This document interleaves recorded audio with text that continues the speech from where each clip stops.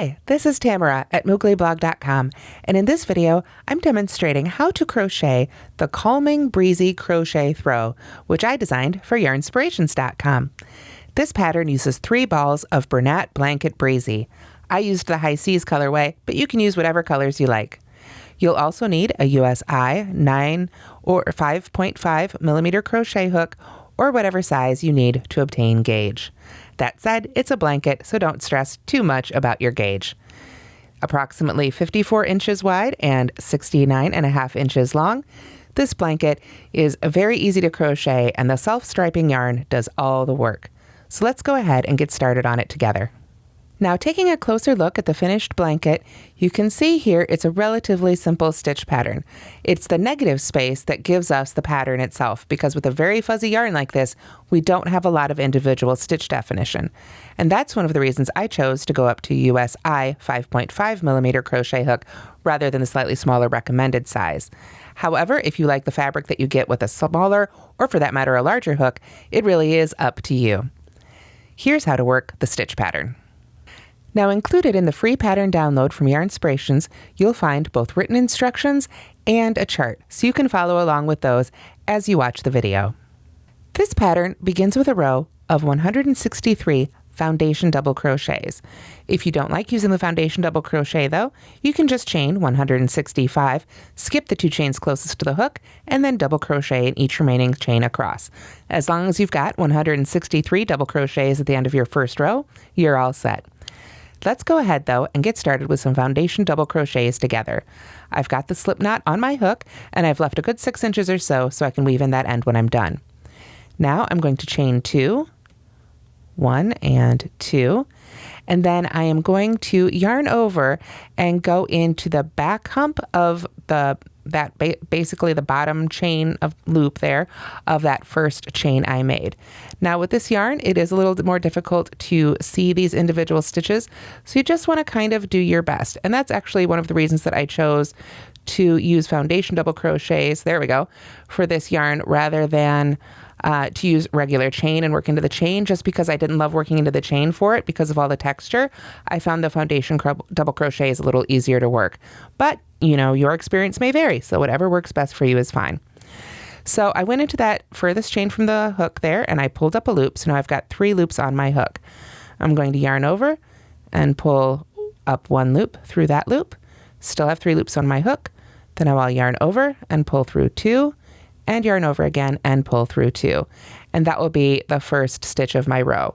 Now with highly textured yarns like this, I do strongly recommend that you use a stitch marker in the first and last stitch of every row or round for whatever you're making. That will just help you make sure you don't lose any of those stitches, because again, when you can't see the individual stitches very well, it's very easy to accidentally miss a stitch, especially on the end of a row. So we've made our first foundation double crochet, and the remainder of our 162 foundation double crochets are as follows. Yarn over, go under the 2 loops at the bottom of the previous stitch. Again, I know this can be difficult to see on this yarn, so you want to kind of use your hook and push it through and just get a feel for where those loops there at the bottom of the stitch. Just go ahead and take your time there. Get under those 2 loops at the bottom of the previous stitch, yarn over, pull up a loop till you have 3 loops left on the hook, yarn over, pull through just that first loop, yarn over, pull through 2, and yarn over and pull through 2.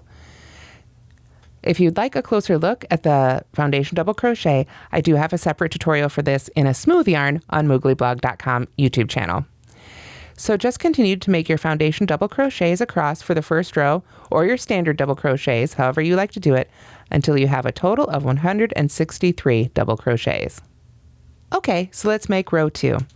We're going to start with a chain 1, and then we're going to half double crochet in each of the first 2 stitches. So there's 1, and I will go ahead and put my stitch marker in that first one. There we go. And then a half double crochet in the next stitch. Then we are going to begin working across here in our repeat. We're going to chain 3, 1, 2, 3, skip the next 3 stitches, so you can kind of go by feel if you need to there to get past those 3 stitches, half double crochet in the next stitch after that, There we go. And then we chain one, skip the next one, and half double crochet in the next stitch. Then we begin again with our chain 3, 1, 2, 3, skip 3 stitches, 1, 2, 3, half double crochet in the next stitch after that, chain 1, skip the next stitch, and half double crochet in the next stitch after that. So that's going to take us till we get right about to the end of the blanket. As we approach the end here, we'll chain 3 again, 1, 2, 3, and skip 3, 1, 2, 3, half double crochet in the next stitch. And then to finish it off, we're just going to work a half double crochet in the next stitch. So we don't chain one and skip one again. We just end with 2 half double crochets, just as we began with 2 half double crochets. So at the end of row 2, you can see we're starting to get a little bit of that stitch pattern in there. Okay, so to begin row 3, we're going to start again with a chain 1, and this time we're simply going to single crochet in that first stitch. You can see here I pulled out that stitch marker from the previous row, so now I can move it up to the first stitch of this row. There we are. Then I am going to chain 2, 1 and 2, and work 3 double crochets right into that first chain 3 space. So no more working into the individual stitches right here. We just go right into that chain space and make 3 double crochets. So there's 2 and there's 1 more. Then we're going to chain 2, 1 and 2, and come over here and single crochet in the chain 1 space. Then we can chain 2 again, 1, 2, and work another 3 double crochets into that chain 3 space. So you're starting to see the pattern here and how much easier it is once we get just that little bit further into this pattern past row 2, when we can really start working the majority of our stitches into these chain spaces. So we've got our third one, there we are in our chain 3 space. So we chain 2 again and work a single crochet in the chain 1 space. Chain 2 again, and 3 double crochets in the chain 3 space. So that will take you all the way across row 3 until you get to the end here, which on our little swatch we are. So I will get my third double crochet here in the chain 3 space. And then to finish it off, we simply chain 2 and work a single crochet in that very last marked stitch. Yet another place where having that stitch marked makes it so much easier to get in there for that final stitch. And that's it for row 3. Now the 4th row begins with a chain 4, and that's going to count as a double crochet and a chain 1. So here's my tip for that. First, we're going to chain the first 3. So there's 1, 2, and 3. Now I know this is going to be the top of my next double crochet here, or the double crochet for this row. So I'm going to go ahead and put my stitch marker as best I can anyway. There we are. And, oh, didn't quite have it. Okay, I'm going to go ahead and put my stitch marker right in that 3rd chain. So now I know that's the top of my double crochet. So now I can do 1 more chain, and that will be that chain 1 space. So get myself turned around here. And then what we do next is we work a half double crochet in the first double crochet of the previous round. So we come over here and find that first double crochet, and we just go right in the top there for our half double crochet. And because of that lace pattern, those spaces we've got, it's a lot easier now to see where that first double crochet is that we want to work into. Then we simply chain 1, skip the center one of those double crochets, and half double crochet in the 3rd one. Like so. Then we chain 3, 1, 2, 3. We're going to skip over that single crochet and all that business, come on over here to this next set of 3 double crochets, and work a half double crochet in the first one. And then chain 1, skip the center one, and half double crochet in the one after that. So a little bit of working into the stitches on this one, but so much easier. Of course, now that I say that, it doesn't want to go in. There we go. So much easier still than working into them before, because you can really see where you're going with these stitches now that we're into the pattern a little bit. So we're going to continue just doing this across, chain 3, skip over to that next set of 3 double crochets in the previous row, half double crochet in the first one, chain 1, skip the center one, half double crochet on the next one, the 3rd one of each set. There we go. And then you're going to continue that, like I say, on across until we get to that final repeat there, at which point we chain 1 and then simply double crochet in the final stitch. Again, want to make sure we try and get under both loops there. It looks like I didn't catch both of them with my stitch marker, but that's okay. Just kind of take your time there and find that second loop, which I think is in front. There we go. All right. And we can finish up our 4th row with a double crochet. And that's what it should look like at the end of row 4. Okay, so to begin row 5, we're going to start with a chain 3, and this will count as the first double crochet of this round. So again, I'm just going to go ahead and put my stitch marker right in the top of that 3rd chain there. It can be really difficult to get that second loop. For some reason, when I do this, I always just want to grab one, but I like to try and take my time and get both of those loops in the stitch marker, because it will making that future me who comes back and makes that next row will really appreciate it, basically. It makes it a lot easier. There we go. So now we are ready to continue with our 5th row, and we are going to put a double crochet right in that first chain 1 space. Like so. And then we chain 2, 1, 2, and we work a single crochet right in that next chain 1 space right there. So hop over here to this next chain 1 space and work a single crochet right in the chain 1 space, like so. Then we chain 2 again, 1, 2, and we work 3 double crochets in this chain 3 space. So similar to what we did a couple rows ago here. Now we just needed to start in a different spot because it's offset, but once again, we're working 3 double crochets in each of these chain 3 spaces with a chain 2 and single crochet in the chain 1 space. We just need to treat those ends a little bit differently. So we chain 2 again, 3 double crochets in the chain 3 space. And that should get you on across the 5th row here until we get close to the end, which we're almost at here on my little swatch. So I've got my 3 double crochets, chain 2, single crochet in that next chain 1 space. And I'm going to finish it up with a chain 2, and then I'm going to double crochet in that last chain 1 space. Remember how we marked that 3rd chain of our 4 chains? That 4th chain acts as that chain 1 space there. So we just go right on in there as if it was any other chain space for a double crochet. And then we make a double crochet in the top of that 3rd chain.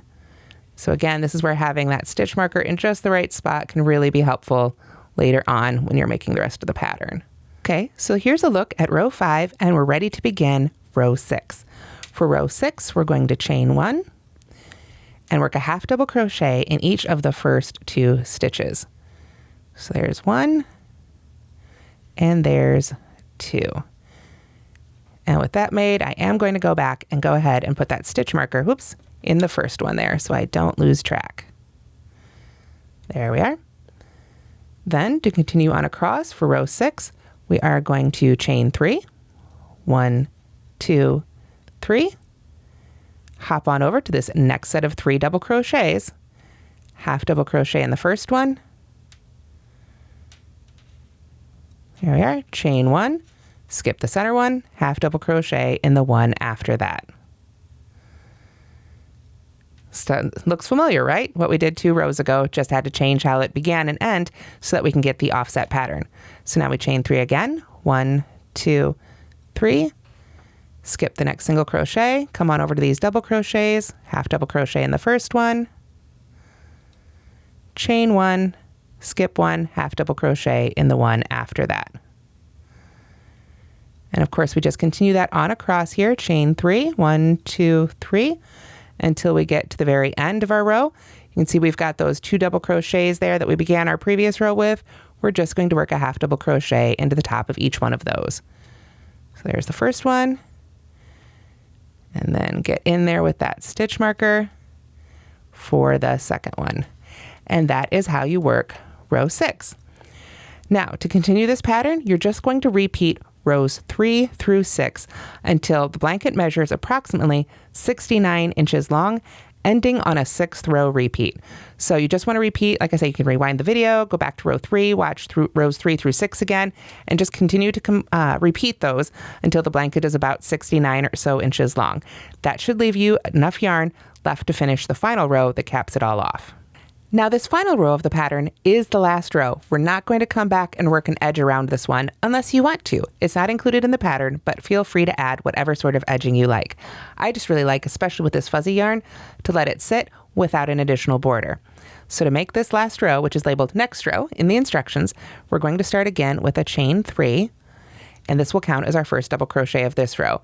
But like I said, I'm not going to come back and work another row, and I'm not working an edging, so right now I'm not going to bother with the stitch marker. If you've decided to add an edging to your blanket, you may want to go ahead and mark the top of that stitch. After that, we're simply going to double crochet in each stitch across. Not just each stitch, but also in each chain, each actual chain. So you can see here we've ended on a 6th row repeat, so we've got 3 chains there. Now, like I say, the instructions say to work into each individual chain, and you absolutely can. You can see here I've just went ahead and put my hook right in there. I'm going to go ahead and give you my tip for that. You don't have to worry too much about exactly which part of the chain you're working into. You just want to kind of pull up a loop or two to get them on top of your hook and work on in there. But as you can see, nobody, including probably the most experienced crocheter without a magnifying glass, they're not going to be able to tell which part of that chain you worked into.